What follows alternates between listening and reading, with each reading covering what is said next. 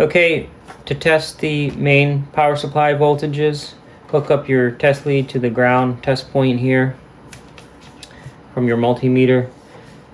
When you plug the unit in, make sure you have it turned off at first and be careful of the line voltage.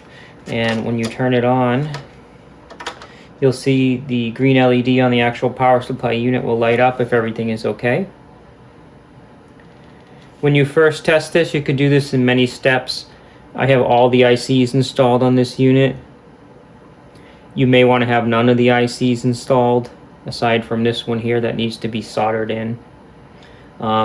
If you have sockets, of course, you don't have to have all your ICs installed, and you can plug in a couple at a time and retest it, or plug them all in and retest it, however you want to do it.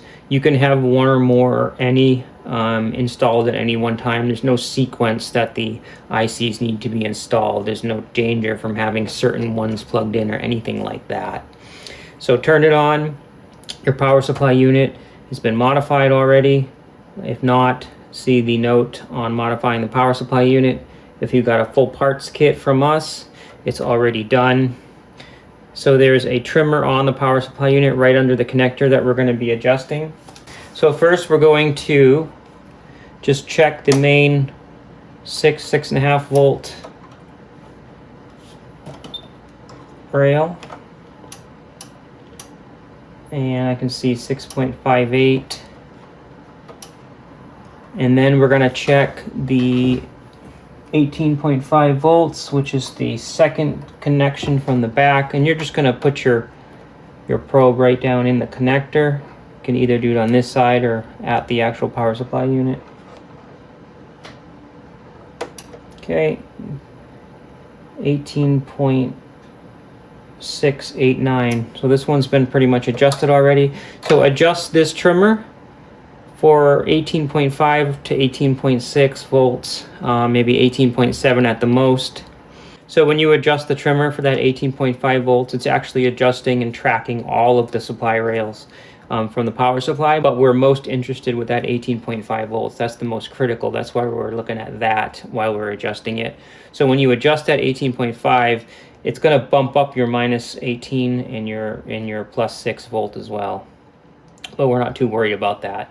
Okay, so you've got something around 18.5, 18.6 volts, and we're going to do this again later. Once we start plugging in voice cards and putting more of a load on this, we're going to be readjusting this a little bit. Okay, after you check the plus 18.5, you can go ahead and check the plus and minus 15. So the plus 15 should be within 0.3 of a volt. It's not super critical. Here we've got 15.3 volts. That's fine.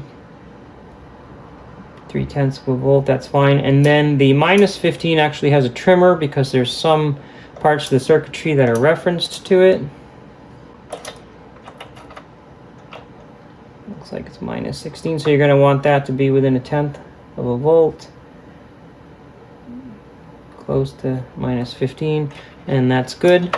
And then we'll be testing this again in the exact same way once we start installing other parts of the circuitry. You can also test this plus 5 volts digital right now over here. Yep, 5 volts, that's fine. You can test the 3.3 as well. Yes, that's fine.